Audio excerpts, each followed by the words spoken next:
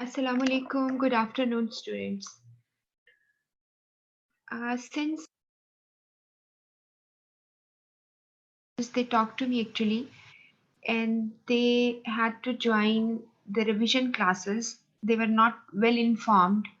So that's why they have missed two classes so far. The revision classes that started from Friday. So those students, like if they listen to me right now or after that, like recording, they can avail those two lectures, I think, recorded. You can contact with the office and continuing with us for like you want to continue with us. What you can do is you listen to those like recordings and you also take these two set 1 and 2 from cloud. Link has always been shared in, I mean, uh, we have shared in groups so many times. Still you have any problem, you can contact me for the link even. So you go through two sets and there are many, I mean, uh, much material is there for revision, like MCQs are there and some letters and reports with the solved solutions over there as well, like solved examples or solutions are there. So you can go through that. So over here, we are going to start with the set 3. And today what we are going to cover, the basic thing is that we will do first this set 3, we will cover this. Then you will do a letter. And it's not that easy, but it is taken from CA past paper immediately. Like I told you the immediate papers, that's very fresh papers of writing skill, so you can have the practice of that. So you will do that with me. Then the time is, if left there, I will be doing the solution of the MCQs. We did 26 MCQs yesterday, but we couldn't do that because the class ended. Actually, there were 2 minutes only left actually, and the class ended yesterday because of some problem, technical issues maybe. So what you do is you do first thing this, and the students particularly who have joined us today for revision, they will also benefit from MCQs. So if possibility is there and I'm left with but little time, I'll be doing those MCQs with you. Otherwise, definitely I have noted it down.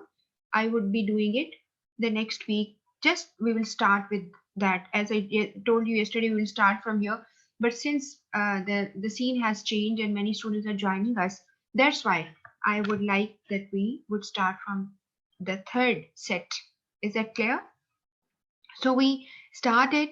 I have when I actually taught you over there, I told you that this is from the area which is mentioned in your syllabus under the heading of oral communication, but it has many subheadings in the syllabus outline, that not only oral communication but oral principle of successful oral communication, what is conversational control. I have already missed the conversation control here, but I have taught you. But in the revision, I mean, as we are doing revision, I will be again revising that with you. So we would definitely have conversational control discussion. It is not there right now today in these notes, but some of the terminology still I would be including some of the terminologies that we have when we were finishing our syllabus. Actually, we were closing it. Then I have discussed a few, and I would add a few, and I will do as a revision with you. And then oral communication, what two sides it has, and then this is also the part of it. Like I would discuss with you effective listening and nonverbal communication.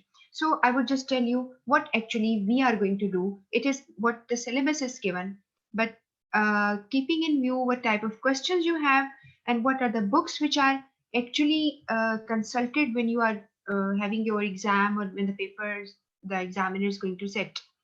So the first thing I would just tell you, actually there are two basic forms of communication. One is verbal, the other is non-verbal. You always remember this and you definitely have questions on it as well. से आपसे अगर कोई पूछता है कि जी कौन सी forms of communication है, तो एक वर्बल है और एक नॉन वर्बल है. अब मैं ये क्लियर कर दूं आपको कि some student people who think that verbal is oral. अगर आप वर्बल या ओरल जैसे कहते हैं कि मैंने जी आपको वर्बली बताया था, लिखा नहीं था, इसका मतलब है कि मैंने आपको ओरली बताया था। तो verbal is actually with words and non verbal is without words. When you से वर्बल, तो वर्बल में रिटन और ओरल, बोल स्पीकिंग और आपकी जो राइटिंग है, ये दोनों ही उसके अंदर आ जाएगी कि आपने क्या किया है, यानी वर्ड्स के साथ है। इवन आपका जो ये सारा लिसनिंग और आपका जो रीडिंग है, वो सारी वर्बल के एस्पेक्ट्स है। ठीक है, वर्बल मीन विद वर्ड्स। तो वर्ड्स को कैसे आप गेट करते हो?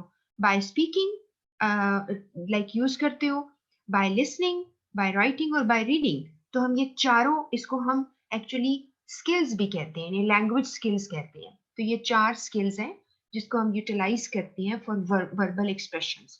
तो वर्बल विद वर्ड्स है और नॉन वर्बल विदाउट वर्ड्स है। अब यहाँ पर मैंने आपको एक जैसे मैंने आपको पहले भी बताया कि it's my notes are a combination है, बार बार ये बताती हूँ। ना सिर्फ आईसीएमए की जो कोई रेफरेंस बुक्स हमेशा से रही हैं उनमें से कुछ मटेरियल, और कुछ मटेरियल जो है वो सीए की बुक से है। और आपको मैंने दो एक टॉपिक जो सीए की बुक से एक्सक्लूसिवली पढ़ाया हुआ है, वो 9th चैप्टर है उसका, वो मैं रिवीजन में आपको कराऊंगी, इलेक्ट्रॉनिक कम्युनिकेशन का। क्योंकि you don't have any sort of that material anywhere, आपको और कहीं नहीं मिलता। तो यहाँ वहां पर सीए की बुक में एक चीज यहाँ लिखी है कि एडलर एंड रोजनफेल्ड एंड प्रॉक्टर, ये तीन लोगों के नाम है।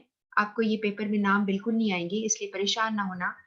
ये सिर्फ याद रखना है कि 70% ऑफ आवर टाइम, जिसे आप वेकिंग टाइम कहते हो, वेकिंग आवर्स, जब हम जाग रहे होते हैं, तो हम 70% ऑफ टाइम जो है हम कम्युनिकेट कर रहे होते हैं। ठीक है, और अगर 70% टाइम को एज अ होल, यानी एक पाई चार्ट बना दूं मैं उसका, कि जो हमारा कम्युनिकेशन टाइम है, तो आपको आगे नजर आ रहा है कि 45% आप याद रखेंगे लिसनिंग हम करते हैं।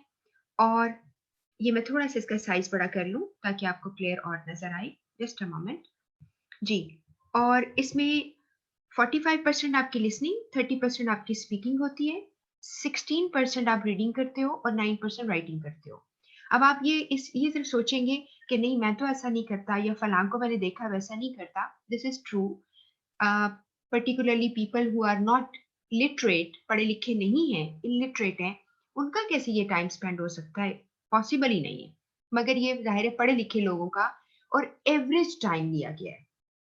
इट डज नॉट मीन कि आप क्या करते हैं या मैं क्या करती हूँ, बल्कि ये एवरेज टाइम कैलकुलेट किया गया कि हम कम्युनिकेशन में ज्यादातर इतना टाइम करते हैं। और definitely when you talk about communication, most of the time we are communicating this sort of thing, speaking writing listening combination. एक ऑर्गेनाइजेशन में कर सकते हो ना, वहां पे कर रहे होते हैं। अगर आप कहें कि जी यूनिवर्सिटी है, तो यूनिवर्सिटी में तो ज्यादातर बच्चे स्टूडेंट जो है what they are doing, they are noting down, listening and they are reading, है ना। और उनकी स्पीकिंग इतने टाइम नहीं गुजरता। तो लेकिन ये देखा गया है कि एवरेज टाइम जो लोग सारा कुछ यूटिलाइज करते हैं ऑफिस के अंदर, तो दिस इज कैलकुलेशन, इसको याद कर लेना। एक 70% थी, और उसको 100% अगर ले लें, 70% को, यानी कि फुल टाइम उनको ले लें जब सिर्फ बातें कर रहे हैं और लिख रहे हैं, तो देन वी हैव 45%, 30, 16 एंड 9। और इसका तरीका आपको बताया था कि अगर आप एक छोटा सा अपने नोट्स पर पाई चार्ट बनाओ, ठीक है, सर्कल बना लो, उसके अंदर कटिंग कर लो, उसके ऊपर लिख लो, तो तुम्हें कभी नहीं भूलेगा। अब वर्बल कम्युनिकेशन में ओरल कम्युनिकेशन आएगी। ये सारा हिस्सा कुछ आईसीएमए की बुक का है, और जहां से मैं कहूंगी बहुत इंपॉर्टेंट है, वो भी मैं आपको गाइड करती जाऊंगी। यहाँ पर ओरल कम्युनिकेशन में व्हाट यू डू इज कि यहाँ पे, यानी ओरल से मुराद है स्पोकन। तो स्पीकिंग इज फास्टेस्ट आप कह सकते हो, and the most direct way of communication. बिल्कुल सही है, सबसे ज्यादा डायरेक्ट तरीका है। आप सीधा बात कर रहे हो, दूसरा पर्सन इसको समझ रहा है। ठीक है, उसके बाद एक और भी यहाँ पे लिखा है, oral communication refers to the communication where individual converse with each other, like they are having a conversation with each other, और स्पोकन वर्ड्स का इस्तेमाल करते हैं। और इसके अलावा आप इसी पैराग्राफ की लास्ट में नजर आ रहा है, कुछ मैकेनिकल डिवाइसेस भी हम यूज करते हैं, जैसे हम टेलीफोन वगैरह। अच्छा, एक चीज और भी है जो कि मैंने आपको दोबारा से जब पढ़ाया था, जिसमें आपको मैंने रिव्यू प्रीव्यूइंग और वो पढ़ा चुकी हूँ, केस स्टडीज पढ़ा चुकी हूँ, एंड में जो पढ़ाया था, तब आपने उसमें तरीका मैंने आपको सिखाया था स्किमिंग स्कैनिंग का, इफ यू रिमेम्बर। तो स्किमिंग और स्कैनिंग में, अभी जैसे हम ये नोट से मैं कहती हूँ कि एक दफा रीड कर लो, गो थ्रू दैट, तो कुछ पैराग्राफ जो बड़े बड़े नजर आते हैं, उसकी जल्दी से स्किमिंग कर लिया करो। यानी स्कैटर्ड लफ्जों को पकड़ो और देखो कि क्या कह रहा है, तो आपको फौरन ही जल्दी से पढ़ा जाएगा आपसे, रादर कि आप इतना टाइम उस पर स्पेंड करें। लेकिन आपको सजेस्ट करूंगी, it's not a big deal that if you are revising it, और 3 दिन जब आप ऐसा रिवाइज करते हो तो 4 दिन तुम्हारे पास होते हैं जिसमें से तुम इसको आराम से देख सको, तो यू कैन रिवाइज इट। आप आराम से पढ़ लो सारा, उस पर मेंशन कर लो उसको, अपने आपके पास इसका डाउनलोड आप कर लेते हो, आप इसकी यानी अपनी फाइल्स जो है रख लो, डेस्कटॉप पे रख लो, कंप्यूटर पे अपने, और उसके ऊपर आप यू हाईलाइट कि ये जी इंपॉर्टेंट पॉइंट्स हैं, जैसे मैं हाईलाइट कर देती हूँ। तो ये नहीं करोगे तो फिर मुश्किल हो जाएगी याद करना, ठीक है। इसके बाद एक और अगला पैराग्राफ जो है इसमें लिखा है कि हमारी ऑर्गेनाइजेशन में it comes in many forms. आगे लिखा है स्टाफ मीटिंग, कॉन्फ्रेंस हो रही है, मैस मीटिंग, बड़ी बड़ी मीटिंग हो रही है तमाम लोगों के साथ, जिस तरह के मार्केटिंग करते हैं लोग। और इसी तरह डे टू डे लाइफ जो आपकी है उसके नीचे लिखा है कि आपने, जैसे फॉर इंस्टेंस ये वर्ड जो है इसको आप प्रोनाउंस करें लिएजन, जैसे या इसको लिएजॉन लोग ज्यादा बोलते हैं, तो लिएजॉन का मतलब है कनेक्ट करना लोगों को, ठीक है। आपने, कुछ लोग लाइजॉन भी कह देते हैं इसको, लाइजॉन डिपार्टमेंट भी कह देते हैं, कनेक्टिविटी, ठीक है। बट द करेक्ट प्रोनाउंसिएशन है लिएजॉन, यानी लोगों को आपस में कनेक्ट करके रखना, स्पीकिंग करनी पड़ती है, डायरेक्शन देनी है, इंफॉर्मेशन एक्सचेंज करनी है। अभी कल और परसों में जब आपने रिवाइज किया है तो उसमें आपने देखा है कि manager is effective in communication, he is controlling, managing, organising. कैसे करेगा जब तक कि कम्युनिकेट नहीं करेगा, तो हम हर वक्त स्पोकन ज्यादा बात कर रहे होते हैं, ठीक है, और लोगों को उनकी प्रोग्रेस रिव्यूज ले रहे हैं, उनको गाइड कर रहे हैं।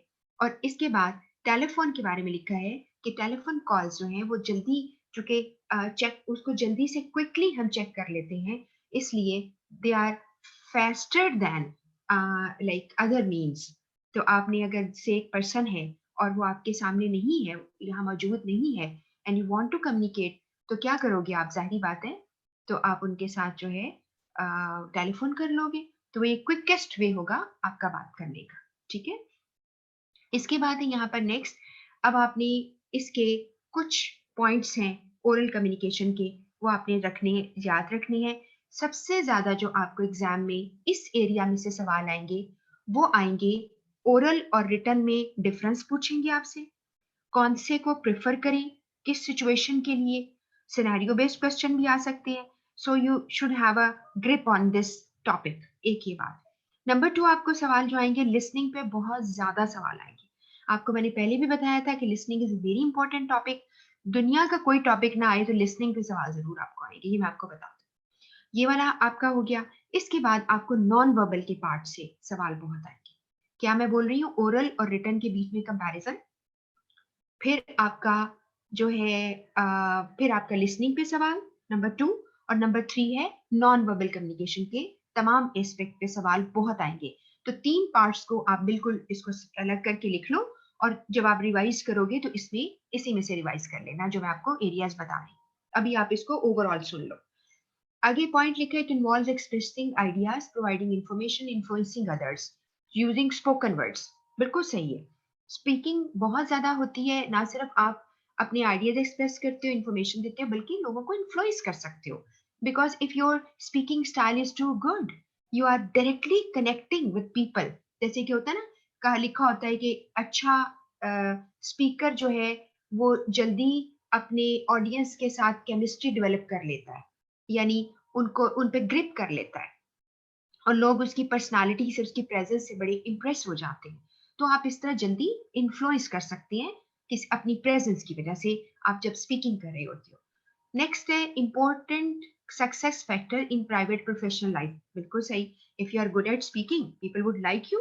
अगर एक आपने हर वक्त नुएसेंस क्रिएट करनी है, कुछ लोग क्या आते हैं शाउट करना, आगे पूरी बात नहीं सुनना, और ऐसे यानी करते हैं, बोलते हैं, तो क्या है, they are not like in good books, लोगों की नहीं होते।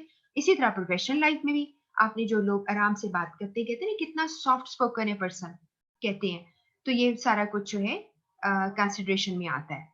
उसके बाद है its success depend heavily upon observation skill of the listener and speaker. Oral communication जब हो रही है तो हम दोनों बातें कर रहे हैं, you are speaking, somebody is listening, तो आपकी ऑब्जर्वेशन के ऊपर भी होता है।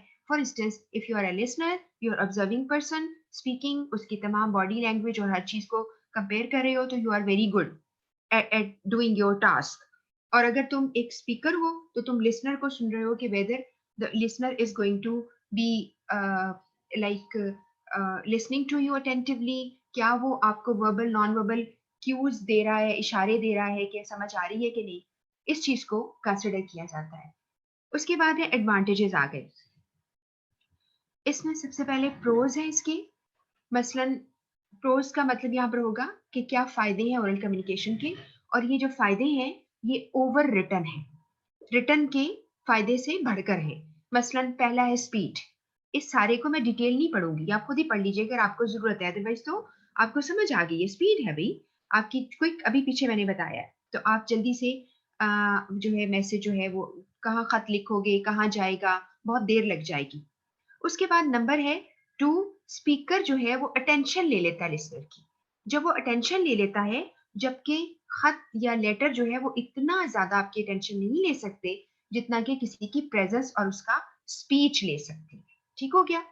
इसके बाद है इंस्टेंटेनियस फीडबैक, एक पर्सन जो आपको सुन रहा है, आप बोल रहे हैं, वो इंस्टेंट फीडबैक देगा जिससे कि फौरन ही आप क्लियर कर सकेंगे अगर उसको किसी चीज पे वो कंफ्यूज्ड है, ये इसके अंदर लिखा हुआ है, अगर वो किसी बात पे कंफ्यूज्ड है तो आप क्या करेंगे, एक यहाँ पे लफ्ज है जो मैंने आपको पहले भी सिखाया था और कई दफा वो इस्तेमाल किया जाता है पेपर में भी, ये देखिए मैं इसको हाईलाइट कर रही हूँ, ये लफ्ज है रिफ्रेज।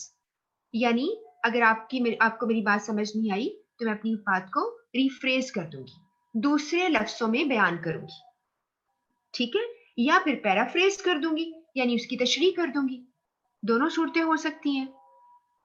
उसके बाद आप रिवाइज कर सकते हैं अपनी बात को। इसके बाद नेक्स्ट है पर्सनल क्वालिटी।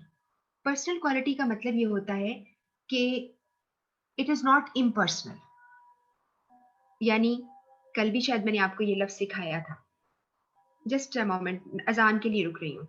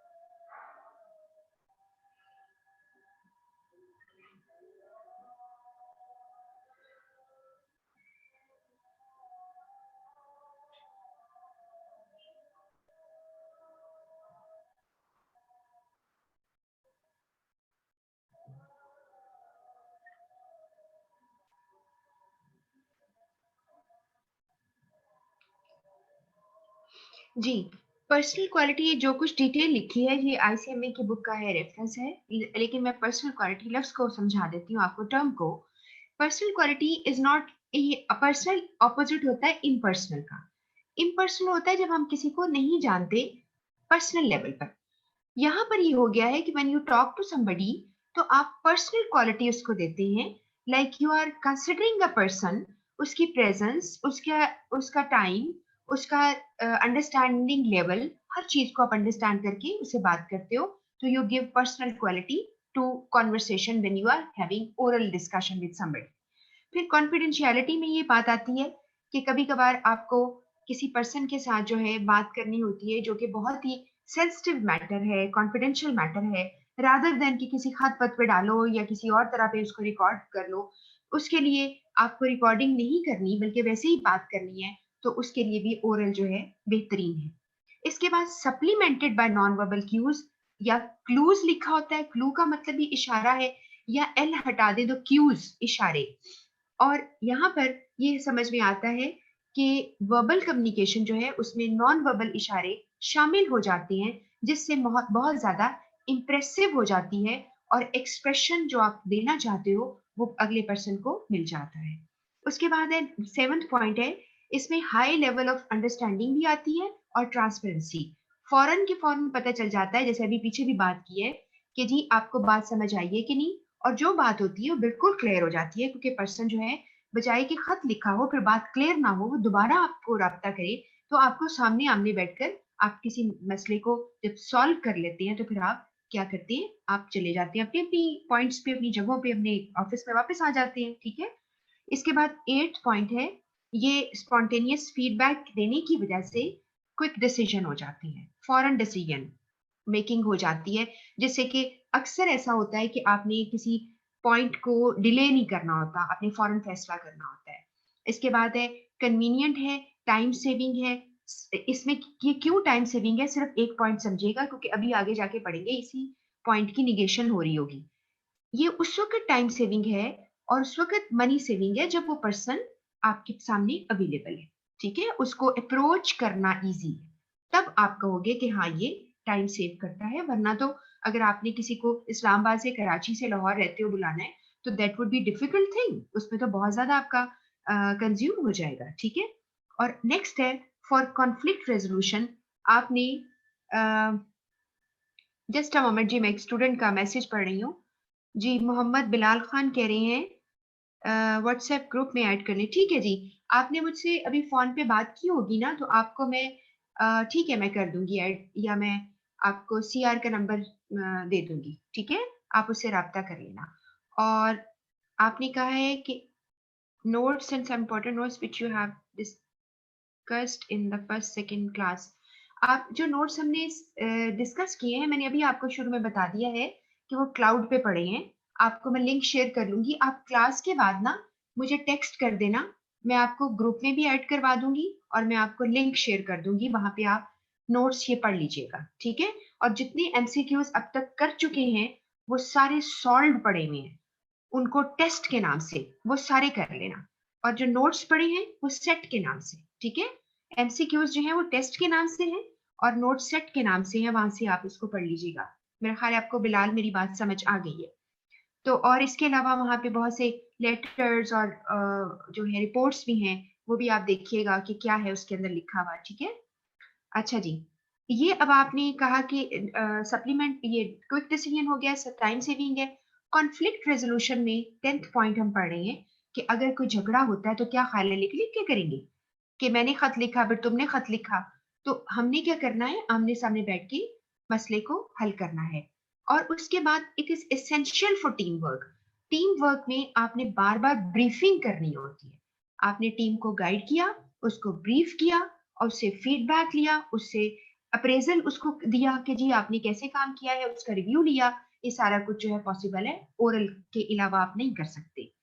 इसके बाद encourages employees moral.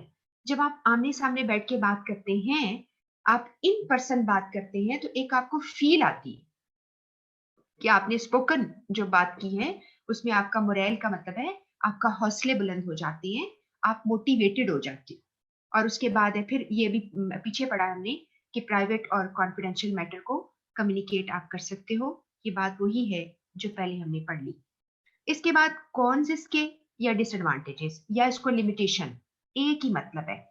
Pros and cons में कॉन्स नेगेटिव, डिसएडवांटेजेस लिमिटेशंस, वो क्या है, उसमें सबसे पहले नो एविडेंस, कोई डॉक्यूमेंट्री प्रूफ नहीं होता। और एंड में मैंने जाके इसको दोबारा से लिखा हुआ है ऑडिट ट्रेल, वो भी मैं आपको भी बता देती हूँ। कोई एविडेंस नहीं है, बातें खत्म हो गई, अगर आपको कोई किसी को शो करना हो, रिकॉर्ड दिखाना हो, तो आपके पास नहीं है। उसके बाद है लेंथी कॉम्प्लेक्स ओरल कम्युनिकेशन, यानी लिखा है, ये इसका मतलब ये है कि मैसेज अगर आपका बहुत लेंथी है और कॉम्प्लेक्स इंफॉर्मेशन है, तो वो आप लिखकर जब देते हो ना, तो वो ज्यादा बेहतर है, क्योंकि उसमें से एक कॉम्प्लिकेटेड कोई चीज मैंने आपको समझानी है या कोई रिपोर्ट है इलेबोरेट करनी है, तो इट इज बेटर कि मैं रिपोर्ट की शक्ल में उसको लिख के दूं आपको, और उसके साथ आपको मैं साथ ग्राफ्स बना दूं या कोई और यानी फॉर्मूला लगा के आपको समझा दूं। तो this is how you can understand. अगर इंफॉर्मेशन लेंथी और कॉम्प्लेक्स है तो उसके लिए ज्यादा बेहतर है कि आप उसे लिख लिख कर दे दें। उसके बाद यहाँ पे लिखा है एक्सपेंसिव एंड टाइम कंज्यूमिंग उस वक्त है फॉर डिस्टेंट लोकेशंस, लिखा हुआ आपको नजर आ रहा है। डिस्टेंट लोकेशन, लोग दूर बैठे हैं तो उनको बुलाना बहुत मुश्किल है। नेक्स्ट है number 4, no not appropriate when matter is controversial. आप ये इसमें क्या है, ध्यान से सुनिएगा। अभी आपने पीछे देखा है कॉन्फ्लिक्ट है या कंट्रोवर्शियल या कोई मसला है तो आमने सामने बात करो। अब क्या हो गया है, अब क्यों कह रहे हैं? अब पता क्या मसला है, बाजू का ऐसा होता है कि इतना कंट्रोवर्शियल मैटर है कि आप पहले से ही, जिसे कहते हैं ना, एंटिसिपेट कर लेना। आप अपनी जो आपका रिसीवर ऑफ मैसेज है उसको पहले ही एंटिसिपेट कर रहे हो कि ये एकदम अपने कंट्रोल से बाहर हो जाएगा, ठीक है। और यहाँ पे लिखा है सेकेंड लाइन में एंटेगोनाइज करना, यानी नेगेटिव उसका रिएक्शन हो जाएगा आपके लिए, वो आपके साथ हॉस्टिलिटी शो करेगा। आपको पहले से अंदाजा है इस चीज का। आप रिस्क ही ना ले ओरल का, लिख कर भेज दीजिए। जैसे किसी को कोई नोटिस देना हो तो वो तो आपके गले पढ़ लेगा, वो कहेगा कि why are you doing it. जब आपका लिखा हुआ जाएगा उसके आगे एक्सप्लेनेशन भी होगी, चाहे उसको पहली लाइन पढ़ के गुस्सा आ गया है, लेकिन वो एक्सप्लेनेशन जब पढ़ेगा तो शायद कूल डाउन हो जाए। और ये भी हो सकता है कि कहते हैं ना, एक मुहावरा है कि time is the best healer, कि वक्त बहुत बड़ा मरहम है। तो वक्त मरहम लगाता है, यानी जब तक ये वो आपसे जुबानी बात करने आएगा तब तक हो सकता है कि उसको बात समझ भी आ जाए। तो अक्सर ऐसा होता है कि हम किसी चीज के ऊपर एकदम रिएक्ट कर लेते हैं, बल्कि ओवर रिएक्ट कर जाते हैं। उस सिचुएशन में जब आपसे हैंडलिंग नहीं हो पा सकेगी और आपको शक होगा कि वो पर्सन जो है वो आपको बहुत बुरी तरह रिएक्ट करेगा, तो आप क्या करेंगे, या एंग्री हो जाएगा, और यहाँ पे लिखा है डिफेंसिव हो जाएगा। ये डिफेंसिव वो लोग होते हैं जो अपना बचाव करते हैं, और फिर वो क्या है, उसको बचने के लिए आपने ज्यादा जो स्पोकन होती है ना, देखिए यहाँ पे नीचे क्लास लिखा है 4 पॉइंट के नीचे, कॉन्फ्रंटेशनल। कॉन्फ्रंटेशनल होता है जब आप किसी को कॉन्फ्रंट करते हो, जब किसी के आमने सामने आ जाते हो। तो यहाँ पर जो लिखी हुई चीज होती है वो कॉन्फ्रंटेशनल नहीं रहती, वो लेस हो जाती है, क्योंकि पर्सन जो है अपनी कन्वीनियंस पे आराम से उसको पढ़ लेगा और वो अंडरस्टैंड कर लेगा, ठीक है। उसके बाद है more prone to physical noise. अब प्रोन मीन होता है वो चीज जिसके अंदर सलाहियत हो या उसका रुझान हो, तो उसका अगर फिजिकल नॉइस की तरफ, यानी मिसाल के तौर पर लोग आएंगे, या सड़क का ट्रैफिक का शोर आएगा, या कोई म्यूजिक बजाना शुरू कर दे कोई नेबरहुड में, या आपके जो होती पंखों की, एसियों की आवाजें बहुत आती हैं, तो उसकी वजह से आपका नॉइज ज्यादा है, तो शायद उससे आप इरिटेट हो जाए। तो आप लिख कर दे देंगे तो बेहतर हो जाएगा। यानी कहने का मतलब ये है कि अभी तो आपका एमसीक्यूज आने हैं ना, आपको कौन सा लिखना आना है, लेकिन होता ये है कि जैसा कोई सवाल आता है हमने उसको प्रूव कर देना होता है कि हाँ ये ठीक है, और उसके लिए आपके पास आर्ग्यूमेंट्स होने चाहिए। तो ये सारे आर्ग्यूमेंट्स लिखिए। इसके बाद लिखा है नो ऑडिट ट्रेल। ये वही चीज है जो मैंने आपको भी बताई, no record, no previous history, कि इसका कोई हिस्ट्री नहीं रहती, इसलिए आप इसको एज एन एविडेंस प्रोड्यूस नहीं कर सकोगे। उसके बाद रिटर्न कम्युनिकेशन आ गई है। रिटर्न कम्युनिकेशन के सारा बेस आप लोग पढ़ लेना, कि लेटर लिखते हो, फैक्स करते हो, नोटिस देते हो, सारा कुछ ये तरीके हैं, वो तो आपको पहले भी पता है। और ये जिन लोगों ने पहले पढ़ लिया है ठीक है, जिन्होंने नहीं पढ़ा एक दफा बस रिवाइज कर लो, पढ़ लो। अब मैं फिर एडवांटेजेस ऑफ रिटर्न की आ गई हूँ, इस पे बात करूंगी। पहले हमने ओरल के एडवांटेजेस डिसएडवांटेजेस पढ़े हैं, अब हम रिटर्न के देखते हैं। रिटर्न कम्युनिकेशन जो है परमानेंट है। पहली लाइन में क्या लिखा है, इट्स परमानेंट। ये सबसे ज्यादा इसमें इंपॉर्टेंट बात है कि जी जो कुछ भी है लिखा हुआ है और उसकी ऑडिट ट्रेल मौजूद है, ठीक हो गया। और अक्सर आपने कोई पॉलिसी बनानी है, किसी से कॉन्ट्रैक्ट साइन करवाना है, कैसे हो सकता है कि आप रिटर्न ना करें, वो जुबानी थोड़ा आप कर सकते हो। नेक्स्ट लिखा है कि रिटन कम्युनिकेशन जो है समटाइम्स इजी टू अंडरस्टैंड होती है, क्योंकि अगर कोई कॉम्प्लेक्स मैसेज है, वो अपनी लग्जरी, लफ्ज लिखा नजर आ रहा है आपको, लग्जरी सेकेंड लाइन में नंबर 2 पॉइंट पर, कि अपनी आसानी से, अपनी कन्वीनियंस से वो इसको आराम से पढ़ सकता है। तीसरा है it is composed in advance. एक और फायदा, क्योंकि जो आपकी ओरल होती है ना, वो एक्सटेम्पोर होती है, या उसे कहते हो स्पॉन्टेनियस होती है, बगैर आपके प्लान किए। इसलिए आप इसे कहते हैं कि इन एडवांस का मतलब है कि पहले से बना के रखो, ड्राफ्ट करो, रीड्राफ्ट करो, गलतियां निकालो, और उसके बाद उसको पेश कर दो, भेज दो। तो this is how you can have less chances of error, जो कि अगले पॉइंट पे लिखा है। आप पहले से बना के रख सकते हैं, आप उनको आराम से बना के जब जरूरत टाइम आएगा तो उसमें भेज दें उसको, उस दौरान आप कितनी दफा उसको करेक्ट कर सकते हो। नंबर 4 पॉइंट है, written messages are less prone to errors. Prone to error, उनके अंदर टेंडेंसी है कि उनमें कम एरर्स होते हैं, क्योंकि आप उसको बहुत अच्छी तरह से लिखकर और उसको ड्राफ्ट करते हो, रीड्राफ्ट करते हो और सही लफ्जों का इस्तेमाल करते हो और उसको सिलेक्ट अच्छे प्रॉपर वर्ड्स को करते हो, ठीक है। उसके बाद नेक्स्ट पॉइंट है, written communication best as evidence है। ये बात पहले भी आ गई है और कुछ ऐसे यानी रिपीट हो रही है ये बात, ये नोट्स उसी के हैं, आईसीएमए के नोट्स में से है, लेकिन एक ही बात है, एविडेंस, प्रूफ या ऑडिट ट्रेल, तीनों का एक ही मतलब है। नेक्स्ट लिखा है यहाँ पर, it can address more number of person at a time. मिसाल के तौर पर आपने कुछ लिखा हुआ आपने दिया है किसी को, तो इसका ये मतलब है कि जैसे एक सर्कुलर है आप देते हो, एड एक देते हो, एक रिपोर्ट देते हो, तो it's meant for many people at a time. उस वक्त तो बहुत सारे लोग जो हैं उसको, यानी उनके लिए एक ही मैसेज हो सकता है, ठीक है।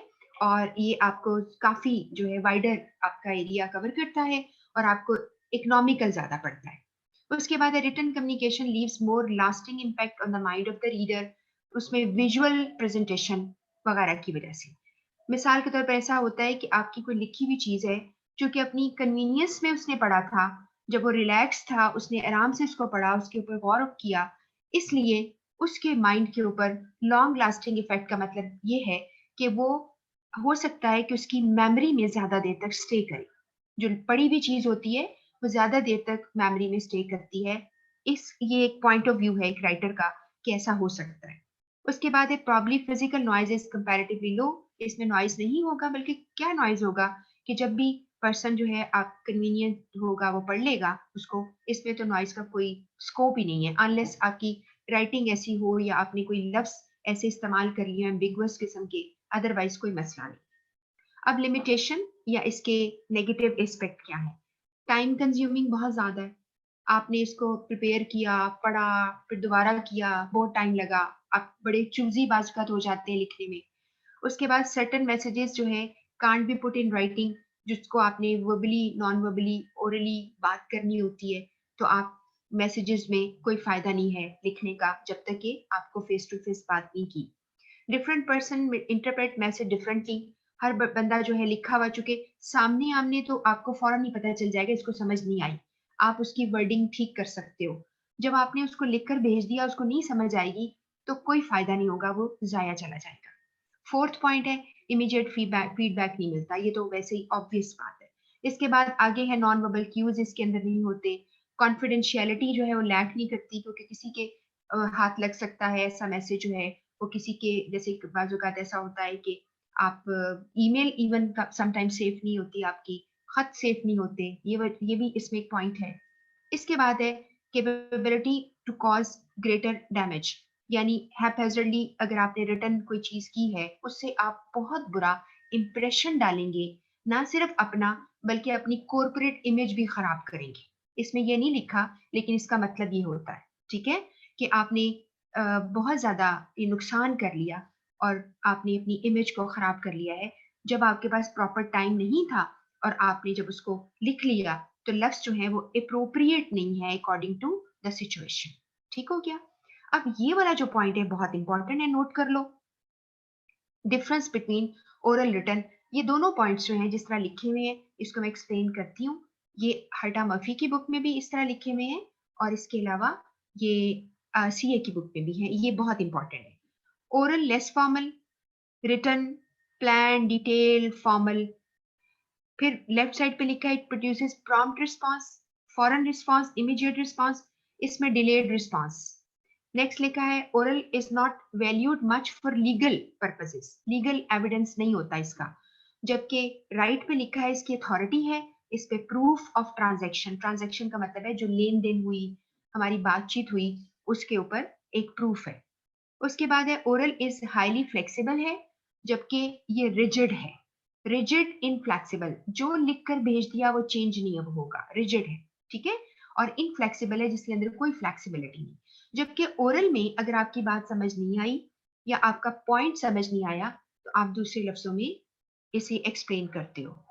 इसके बाद है it is an active transfer of information है, उसमें सामने है इसके ऑपोजिट जो लिखी हुई ना, इत्तेफाक ये है कि ये उस बुक में भी, सीए की बुक में एग्जैक्टली उसका ऑपोजिट नहीं लिखा हुआ था, तो इसमें डिलेड हो जाएगा आप इसको कहोगे।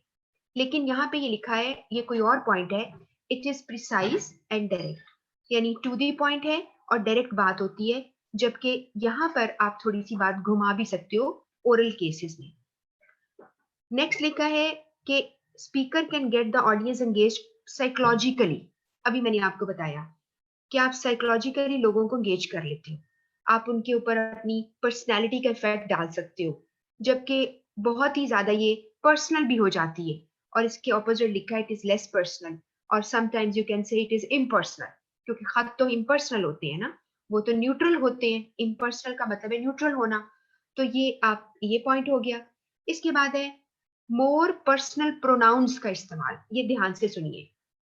मोर पर्सनल प्रोनाउन का मतलब है जब मैं बात कर रही हूँ, मैं कह रही हूँ, आप कह रही हूँ, यानी मैं और तुम या आप हर वक्त हम इस्तेमाल कर रहे होते हैं कि आपको ये समझ आएगा, मैं आपको बताता हूँ। अभी देखो जैसे तुम लोगों के ये पीडीएम जो चल रहा है इस वक्त, तकरीरें, हर बंदा ये कह रहा है कि हम ये कर देंगे और तुम लोगों ने ये कर दिया, ऐसे ही है ना।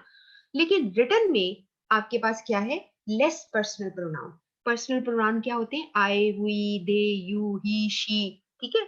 तो आप इसका इस्तेमाल नहीं करते और आप इनडायरेक्ट ज्यादा बात करते हो। इसके बाद लिखा है it is spontaneous. Spontaneous mean अचानक हो जाना, ठीक है। अनप्लैंड होना बाजुकात हो जाता है, या अभी मैंने एक लफ्ज बोला एक्सटेम्पोर, इसके आगे लिखा है कि ये डेलिब्रेट होती है, ठीक है, या आप खुद जान के खुद बनाते हो, और टाइम भी लेती है, ये इसके साथ मैच तो नहीं करता। और एक बहुत इंपॉर्टेंट बात और याद रख लो, इट इज सब्जेक्टिव। आपको मैंने ये बड़ी दफा लफ्ज सिखाया है। सब्जेक्टिव का मतलब है जब आप अपनी पसंद नापसंद बीच में डालते हो, और आप न्यूट्रल नहीं रहते। इट इज ऑब्जेक्टिव, आप न्यूट्रल रहते हो, आप अपनी पसंद नापसंद नहीं डालते। इसीलिए जो खत लिखे हुए होते हैं वो ज्यादा, या कोई चीज लिखी हुई होती है वो ज्यादा प्रोफेशनल हो सकती है, क्योंकि उसमें गलती के चांसेस नहीं होते। तो ये बहुत ही इंपॉर्टेंट, अभी तक जो पढ़ा है पॉइंट्स भी जेहन में होंगे आपके, और ये आपने पॉइंट्स याद रख लेने। जैसे रिजिड एक वर्ड आपने सीखा है, स्पॉन्टेनियस सीखा है, आपने देखा है सब्जेक्टिव ऑब्जेक्टिव सीखा है, और प्रिसाइज डायरेक्ट ये लफ्ज आपने सीखे हैं, ठीक है। और उसका एक और ये भी इलीगल लिखा है ना, लीगल लेफ्ट साइड पे, कि इसका लीगल रिकॉर्ड नहीं हो सकता, राइट वाले पे हो सकता है, आप दे सकते हो। तो उसको ये भी कहते हैं कि इसकी जो होती है ना लेजिटिमेट अपील, जैसे कानूनी अपील जो होती है वो ओरल की नहीं होती। इसीलिए आपको पता है इस चीज का कि हमारे मजहब में भी ये कहा गया है कि आप हर जो होता है उसको लिख लिया करो, ठीक है। लिसनिंग, इसका सबसे पहले बहुत इंपॉर्टेंट बात आपको याद रखनी है, लिसनिंग एंड हियरिंग में फर्क आपको याद रखना है सबसे पहले। बाकी सारी रीडिंग ये कर लेना तुम लोग मेरे से, मैं इसका सिर्फ, आप कहते हैं ना, एक नटशेल इसका बता देती हूँ कि लिसनिंग और हियरिंग में क्या फर्क है। आपने कहना है जी, हियरिंग आपको सिखाया था इज रिसीविंग स्टिमुलाई। स्टिमुलाई जैसे कि साउंड, और स्टिमुलाई या स्टिमुलस क्या होती है, जो आपको प्रोवोक करती है। वो जो कल और जो परसों के लेक्चर है उसमें भी मैंने स्टिमुलस आपको पढ़ाया है। स्टिमुलस कोई भी चीज हो सकती है जो आपको किसी एक्टिविटी पर, मैसेज पर प्रोवोक करे। तो जो आपकी जो हेयरिंग है उसमें सिर्फ साउंड रिसीव हो जाती है, लेकिन आप उसको नोट नहीं करते। जब आप उसको नोट कर लोगे तो वो लिसनिंग हो जाएगी। तो हेयरिंग होती रहती है, लेकिन लिसनिंग तब होती है जब उस पर हम गौर करते हैं। आप बात समझ गए हो। और दूसरे लफ्जों में मैंने आपको समझाया था कि हेयरिंग समझ लो कि आपके कानों से अल्लाह ने आपको, मैंने आपको तब स्लाइड से सारा दिखाया था कि कानों में अल्लाह ताला ने पूरा सिस्टम रखा है, आगे साउंड का पूरा एक ट्रैक बना हुआ है, अंदर तक आवाज जाती है, हॉलो एरिया है, खुला एरिया है कान में, आवाज थोड़ी देर रहती है ताकि शायद हम गौर कर लें उसके ऊपर। तो वहां तक आवाज चली गई, समझ लें कि हमारी जो स्पाइनल कॉर्ड है वहां तक आवाज चलेगी, लेकिन आपका जो सीएनएस है, सेंट्रल नर्वस सिस्टम, वो उसको नहीं सुन रहा। तो अगर आपका सेंट्रल नर्वस सिस्टम अलर्ट हो गया, आपके ब्रेन तक वो चले गए मैसेजेस, आपके नर्व सेल्स जो हैं, आपके ऑडिटरी सेल्स जिसे कहते हैं, ऑडिटरी नर्व सेल्स, सुनने वाले नर्व सेल्स, वो अगर आपकी आवाज ले गए दिमाग तक तो लिसनिंग हो जाती है। ठीक है जी, बात समझ आ गई है।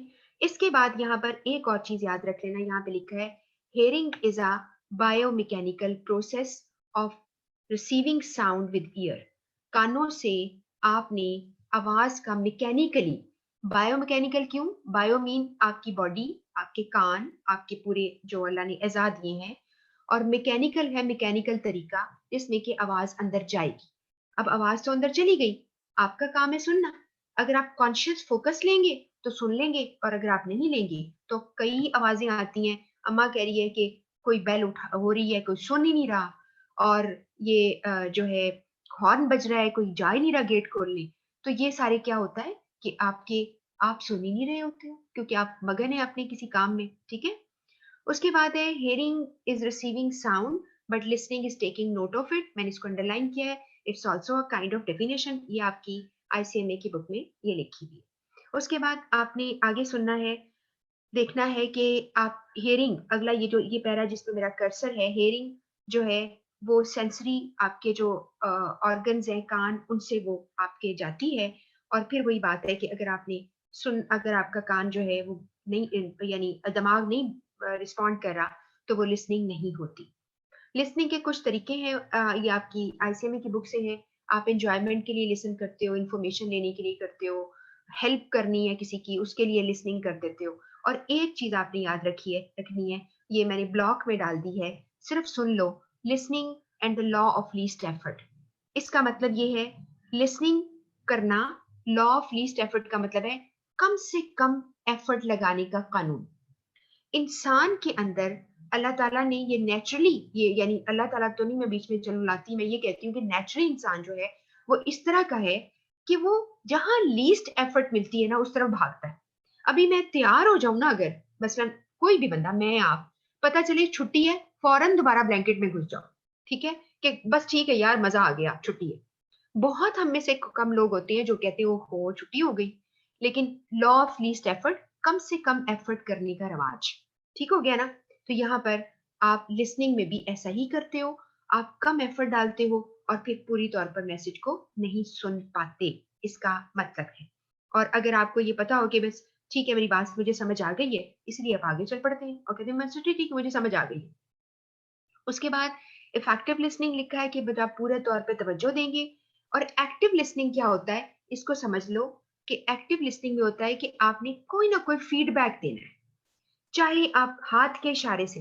एक्टिव का मतलब नहीं है कि आप डांस शुरू कर दें कि मैं सुन रहा हूं आपको।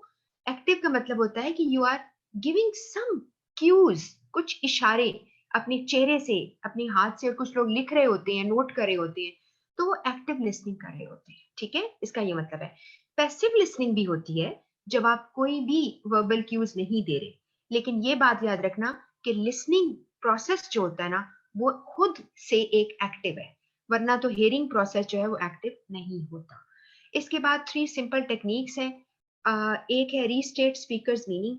अगर आपने स्पीकर को सुना और उसके मीनिंग को दिमाग में दोहरा लो तो आपकी लिसनिंग बेहतर हो जाएगी।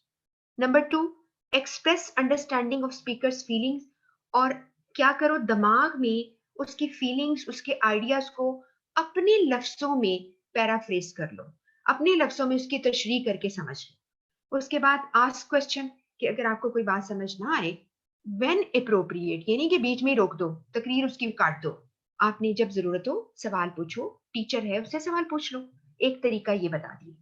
उसके बाद एक्टिव पैसिव लिसनिंग ये लिखा हुआ, ये मैंने अभी आपको बता दिया। एक्टिव है फिजिकली कुछ उसको एक्सप्रेशन देना, और पैसिव है चुप करके सुनना और कुछ ना करना, हिलना भी ना। ठीक हो गया समझ के बाद, कुछ भी उसको नॉन वर्बल इशारे या हाथ के इशारे से ना बताना। एक और आ गया एम्पैथेटिक लिसनिंग, और कुछ लोग इसको कहते हैं एम्फैटिक लिसनिंग। EMPHATIC, दोनों का एक ही मतलब लेना, परेशान मत होना। इसकी लिसनिंग पर बहुत सवाल आपको जरूर आते हैं।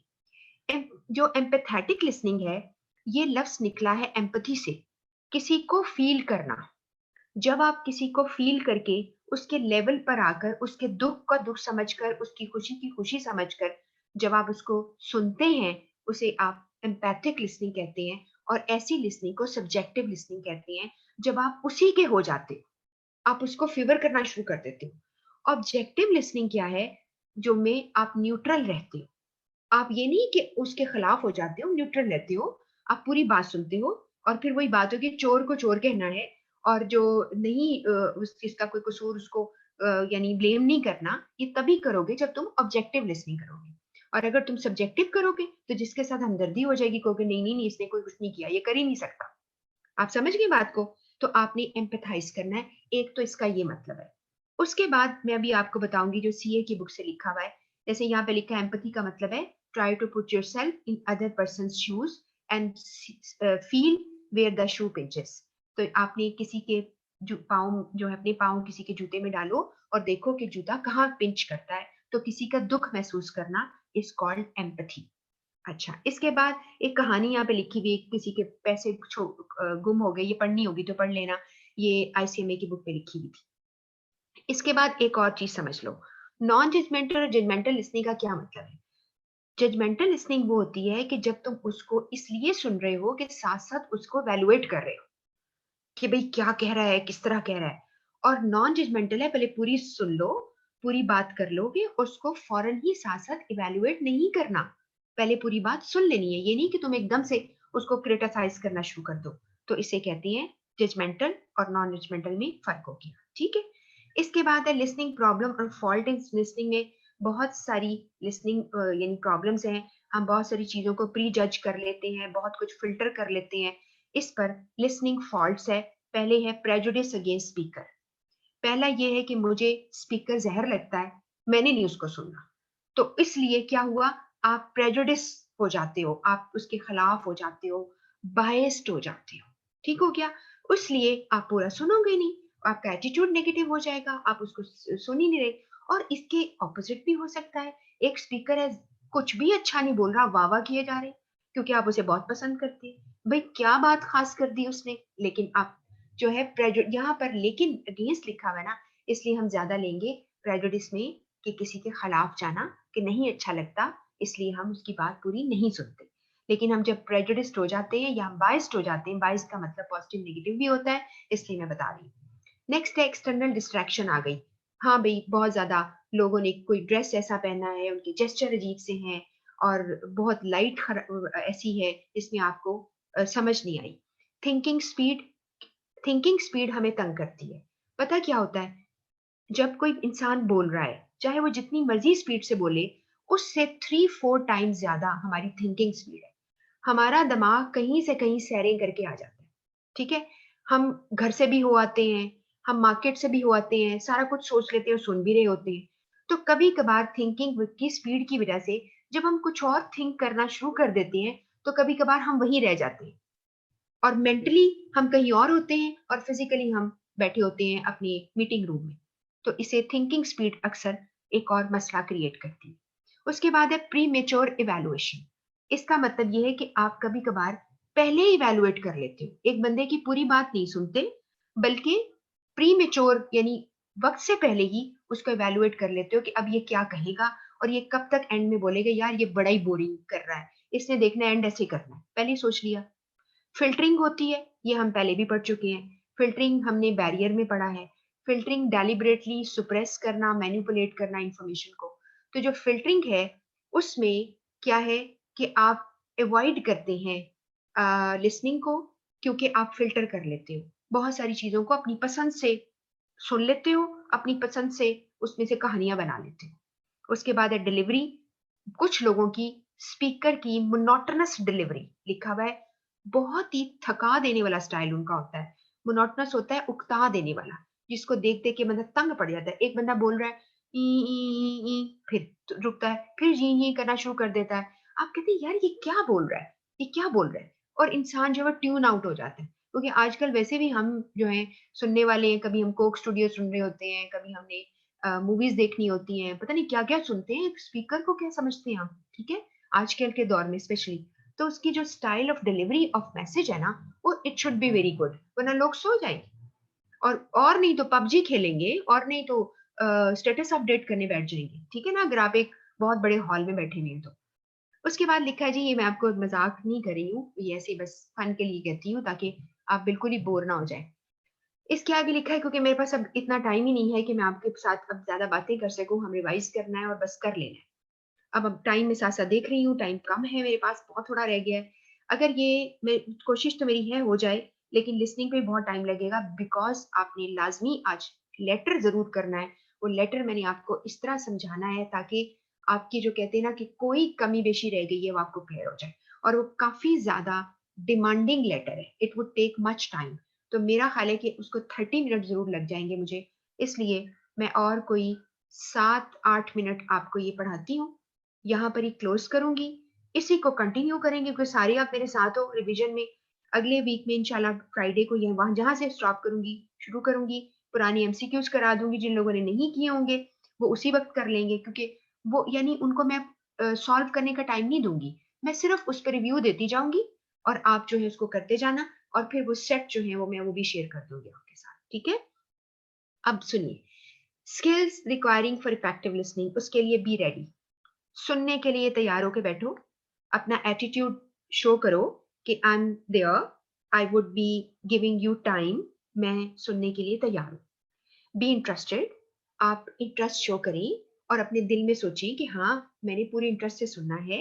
ये टीचर एक लेक्चर दे रहा है, दे रही है, फॉर इंस्टेंस मेरे काम का है, मुझे पेपर में आएगा, इंटरेस्ट के साथ सुनो और मेरी जिंदगी में इसका फायदा भी होने वाला है, तो इंटरेस्ट के साथ सुनो।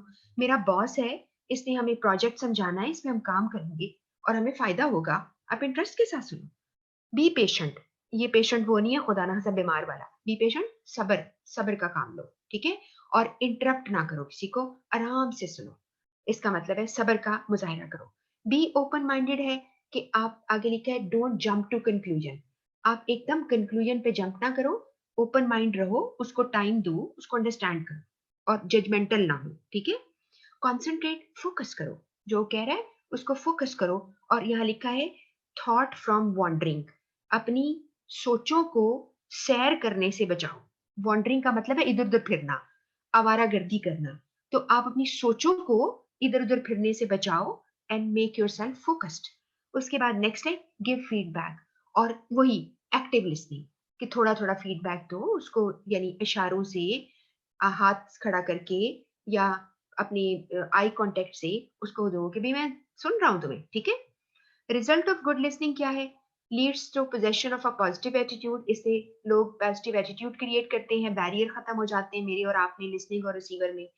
नेक्स्ट है प्रमोट इफेक्टिव कम्युनिकेशन करता है, अच्छी लिसनिंग जो है उससे आपकी कम्युनिकेशन हमेशा इफेक्टिव होती है क्योंकि आप पूरी बात सुनोगे तो पूरा सही जवाब दोगे। उसके बाद है ये पूरे जो मैंने बोल रही हूँ जिस तरह से एक छोटा सा पढ़ती हूँ और एक्सप्लेन कर देती हूँ, आप भी ऐसा कर सकते हो।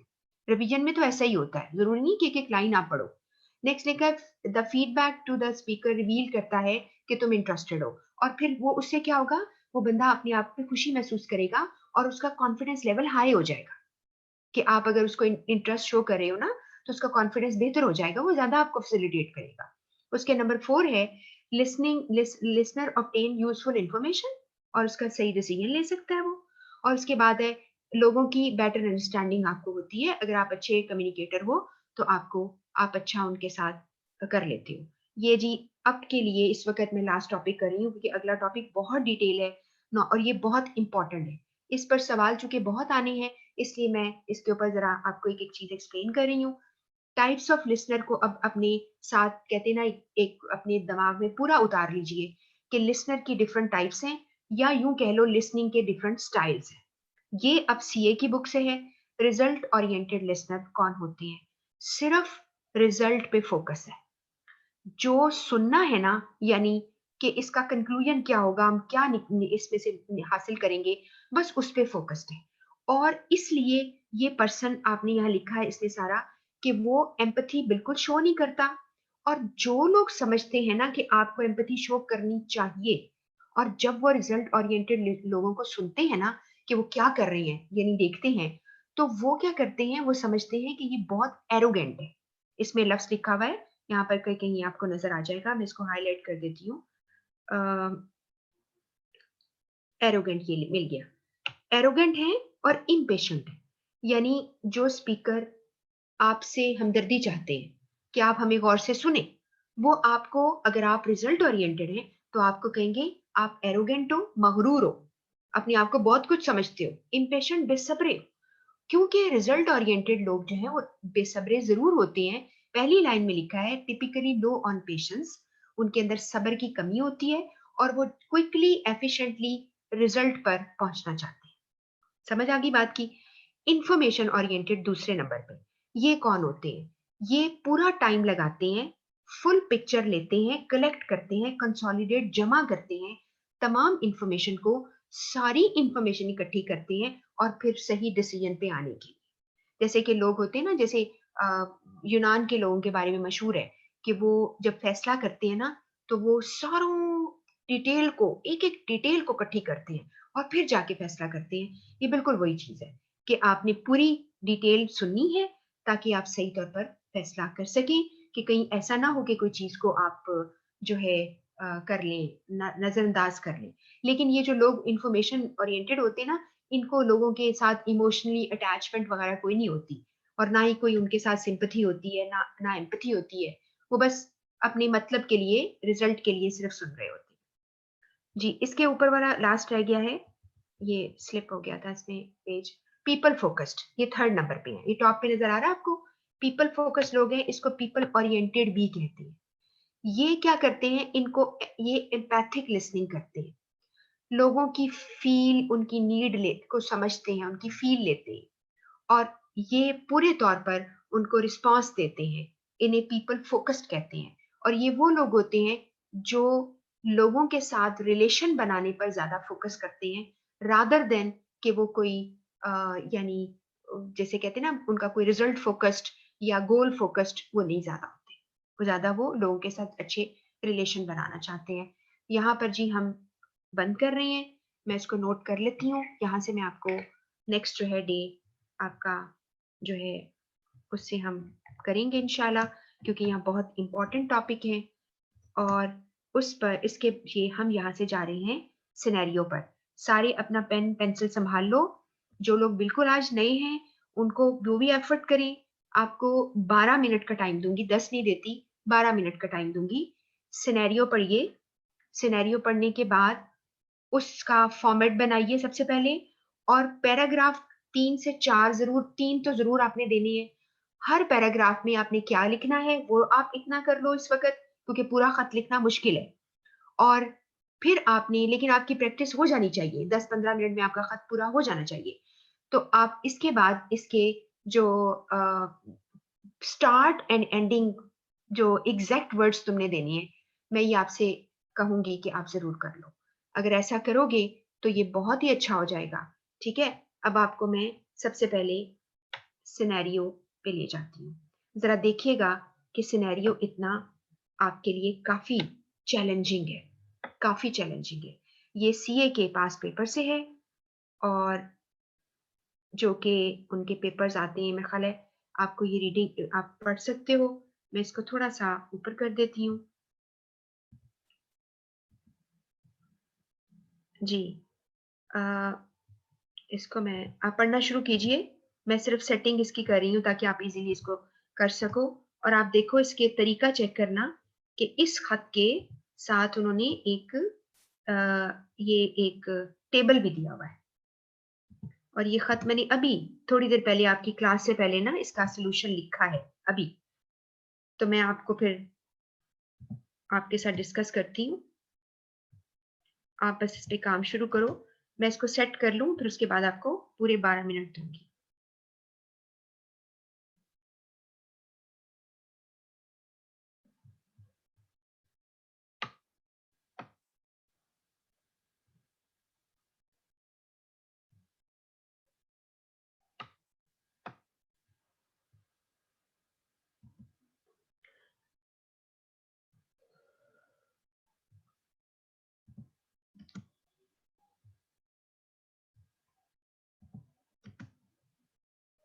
जिन लोगों ने अभी ज्वाइन किया है ना, उनके लिए तो बहुत बड़ा चैलेंज है ये।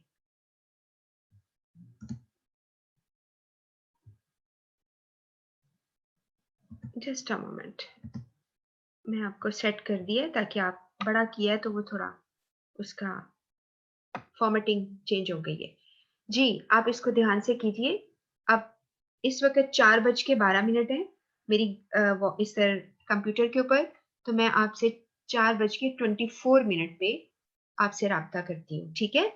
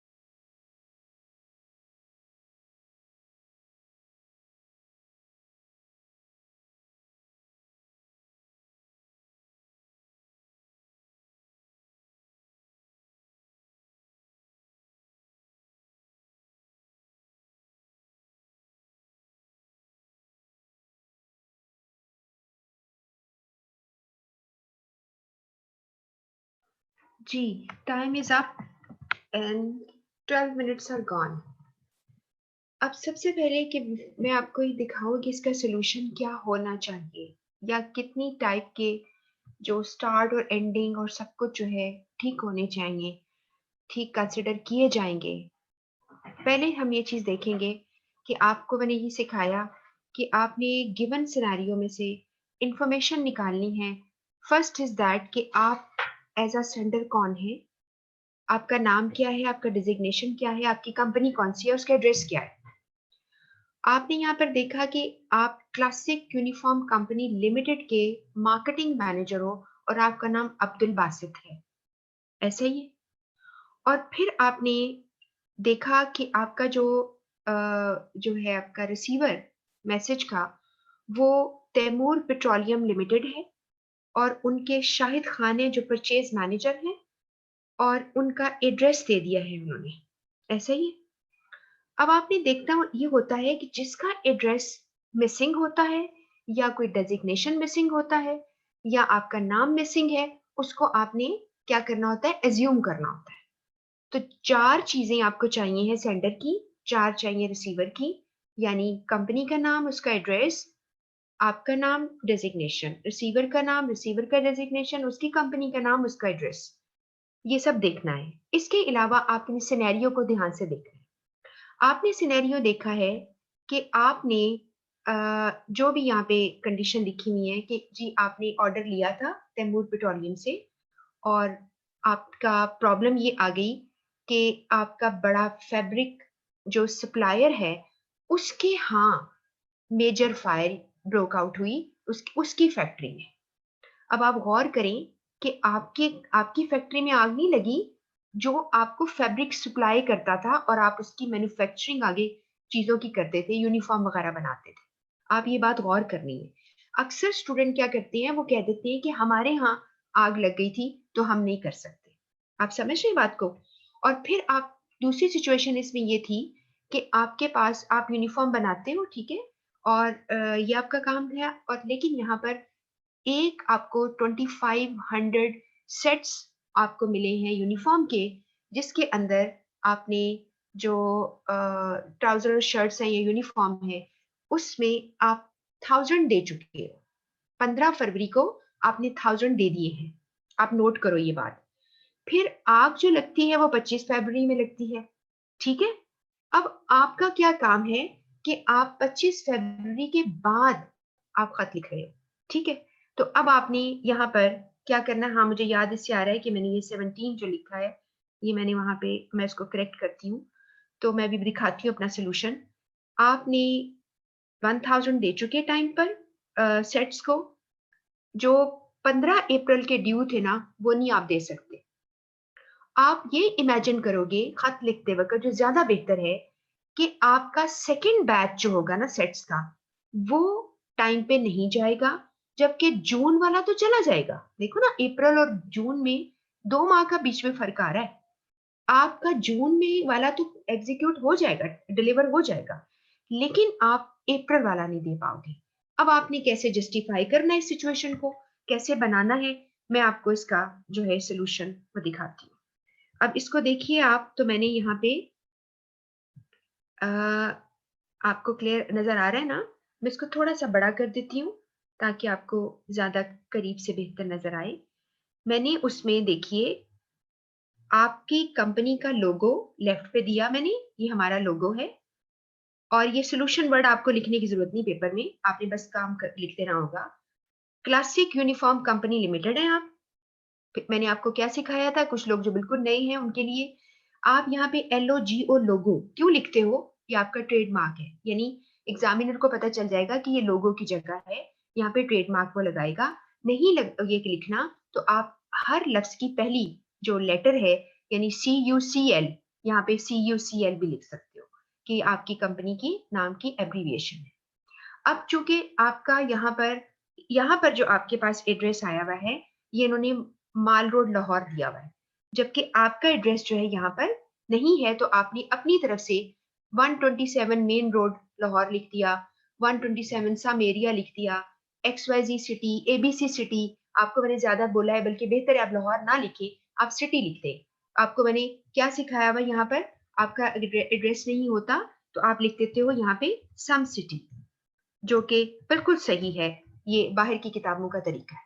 और 127 सम रोड, मेन रोड नहीं लिखना, सम रोड, सम सिटी, आप ऐसे कर सकते हो। ये एड्रेस आपको मैंने सिखाया हुआ है।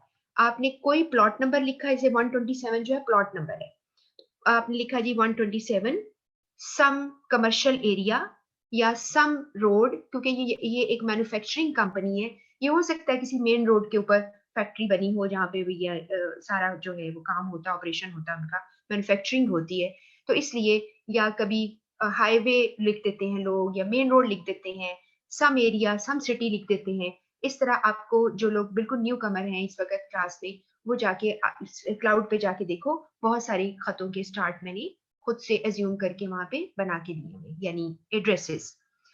अब आपका कंपनी का नाम बीच में लिखा, आपने एड्रेस लिख लिया, फोन, अब बस फोन लिखा, कोलन लगाया, कोई भी फोन नंबर 112233 कर लो, क्रॉस क्रॉस क्रॉस लिख दो, एक्स एक्स एक्स एक्स, उसके बाद कॉमा लगाया, क्योंकि आगे आप ईमेल दे रहे हो, ईमेल के बाद कोलन लगाया, और सारी ईमेल और सारी वेबसाइट ऐसे ही तुमने लिखनी है, इसकी कॉपी कर लो।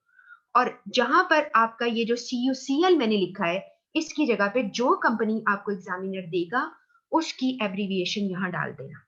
इसी तरह आपकी जो वेबसाइट है उस पर भी आपने कंपनी का जो भी एब्रीविएशन है डाल दी, और बाकी आपको ऐसे ही लिखना है, info@cucl.com, HTTP और www सारा इसी तरह लिख दोगे। It's a very professional, it's very like good way to grab marks. उसके बाद आपने एक यहाँ पे लाइन छोड़ी, 2 दफा एंटर प्रेस किया, आपने यहाँ पे ये मैंने कहा था ना, मैंने अभी खत लिखा है चूंकि, तो इसमें मैंने 17 नहीं लिखा। February 27, 25 फरवरी को आग लगती है, आपने 27 फरवरी को उनको खत लिख दिया है। 27 फरवरी को खत लिखते हो, रेफरेंस नंबर मैंने आपको सिखाया हुआ है कि जो मर्जी लिख दो, REF लगाओ, मैंने RCL पता नहीं क्यों लिखा है, /-05H, फिर -2, जो आपका दिल चाहता आप कर लो।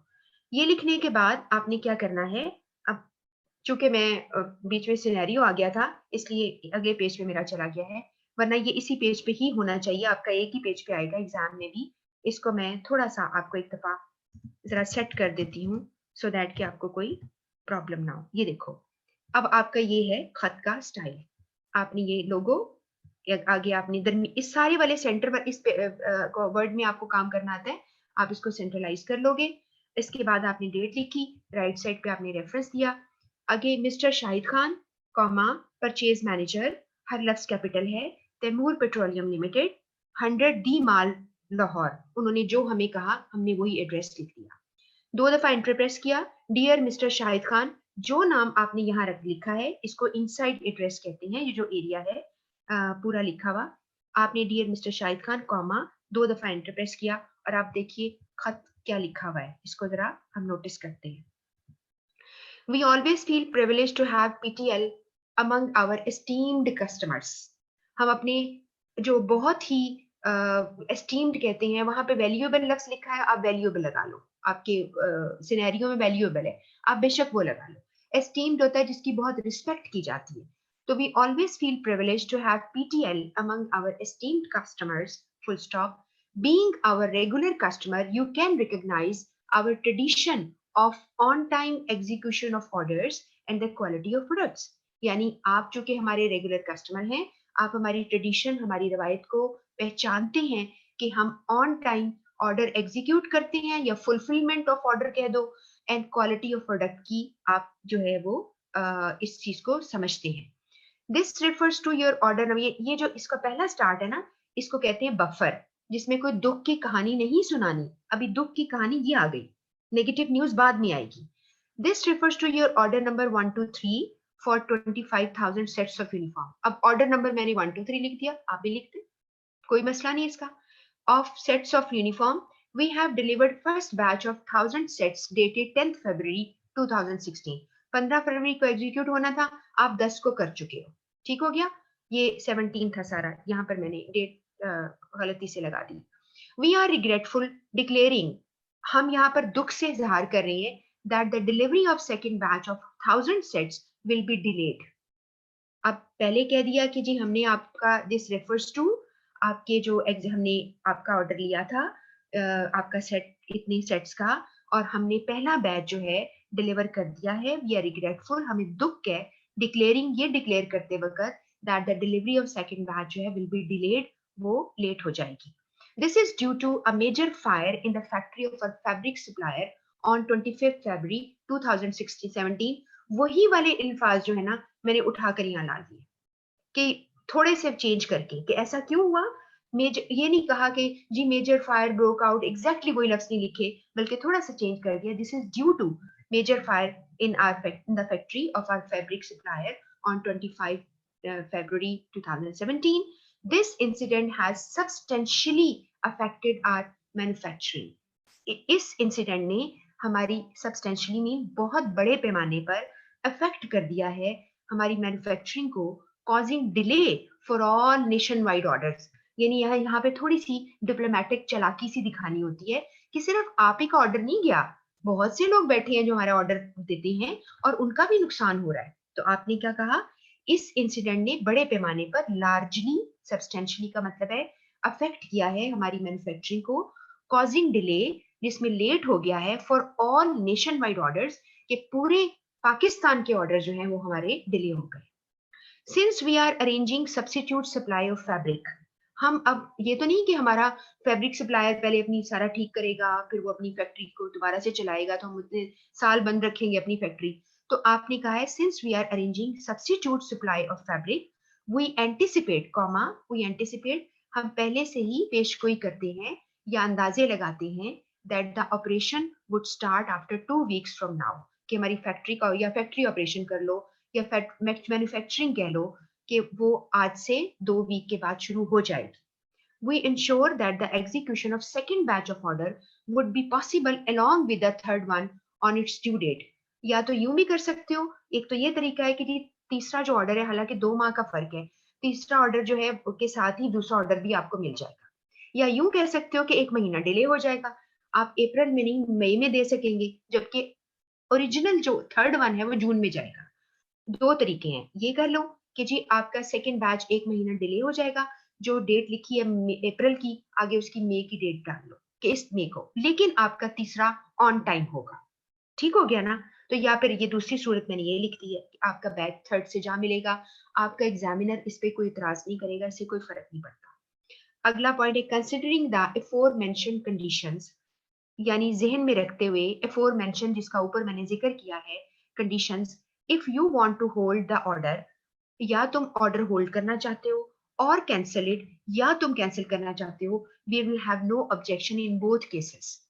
यानी अगर तुम्हें बहुत जल्दी है, इसका मतलब है तुम नहीं हमसे लेना चाह रहे हो, अभी थोड़ा दिन रह गए हैं, तो कहीं और से ले लो, इसका ये मतलब है. लेकिन मैं ये तो नहीं कह सकती ना कहीं और से ले लो. मैंने कहा if you want to hold the order और cancel it, we will have no objection in both cases. It will not affect our amicable business relations. ये हमारे बिजनेस रिलेशन को असर नहीं डालेगा कि तुम बेशक कैंसिल कर लो, हम पैसे वापस देते हैं. Please inform us latest by 30th फरवरी, हमें 30 फरवरी तक ये बता दो कि तुमने हमारे साथ, हम तुम्हारा सेकंड वाला बैच बनाए कि ना बनाए, 1000 तुम्हारा यूनिफॉर्म जो है, शर्ट जो भी है तुमने मांगी, वो दे के ना दे. We will be highly obliged, हम बहुत ही तुमसे यानी मशकूर होंगे अगर तुम ऐसा करोगे. और उसके बाद ये जब खत खत्म होता है तो आपने एक लाइन जो कि छोड़नी है, उसके बाद आपने योर सिंसियरली लिखना है, एक और लाइन छोड़ी, उसके नीचे आपने सिग्नेचर का लफ्ज लिखना है, बगैर लाइन छोड़े अपना नाम लिखना है. अगर आपका नाम ना दिया होता तो आप एबीसी नेम लिखते या XYZ नेम लिख देते, ठीक है. और उसके नीचे आपका मार्केटिंग मैनेजर, उसने दिया हुआ डेजिग्नेशन, अगर डेजिग्नेशन ना दिया होता आप इमेजिन करके लिख सकते थे मार्केटिंग मैनेजर. और अगर जहन में नहीं आता इम्तहान में बैठ के कि मेरा डेजिग्नेशन क्या होगा, पता नहीं मेरी क्या पोजीशन है, तो यहाँ पे सिर्फ लिख दो डेजिग्नेशन लफ्ज, DESIGNATION. आप बिल्कुल ऐसे लिख सकते हैं. आप रिसीवर के नाम के साथ भी डेजिग्नेशन लफ्ज लिख सकते हो जब गिवन ना हो, ठीक है, और अपने नाम के साथ भी लिख सकते हो. This is how you right it. I hope कि आपको ये बहुत ज्यादा इसका फायदा हुआ होगा इंशाल्लाह, क्योंकि ये सारा कवर कर रहा है. और आपको जो उसने कॉलम दिए हुए ना टेबल बना के, आपने उन टेबल्स को नहीं कॉपी करना। ये आपको ऐसे ही उसने तंग करने के लिए दिया होता है कि ताकि स्टूडेंट जो है उसको कॉपी करे। आपको जरूरत नहीं है। अगर आप रिपोर्ट बना रहे हो तो आपने वहां पे टेबल ज्यादा जो है वो हम करते हैं। ये मैं आपको बताना चाह रही थी। ये आपका टेबल बना हुआ है और हमने ये खत जो है इस तरह से किया। मैं आपको अभी ही कोशिश करती हूँ कि अभी ही मैं आपको ये सोल्यूशन जो है आपका क्लाउड पे रख देती हूँ ताकि आप इसको कॉपी कर सको और देख सको। ठीक है जी, हमारा टाइम बिल्कुल हो गया है। और कोई अगर सवाल पूछना है जल्दी से पूछो, 1 मिनट है मेरे पास। जी। नहीं, कोई क्वेश्चन नहीं है। ओके जी, ठीक है। अगर कुछ वैसे पूछना होगा आप लोगों ने जो भी न्यू सुन रहे हैं इस लेक्चर को, तो वो मुझे व्हाट्सएप कर सकते हैं। ठीक है, अपना बहुत ख्याल रखिए, रिवाइज कीजिए। ये मैं अभी क्लाउड में थोड़ी देर रखती हूँ ताकि भी इससे फायदा उठा सको, आप देख सको कैसे खत लिखा गया है। चलें जी, अगले इंशाल्लाह अब फ्राइडे को मिलेंगे। अल्लाह हाफिज।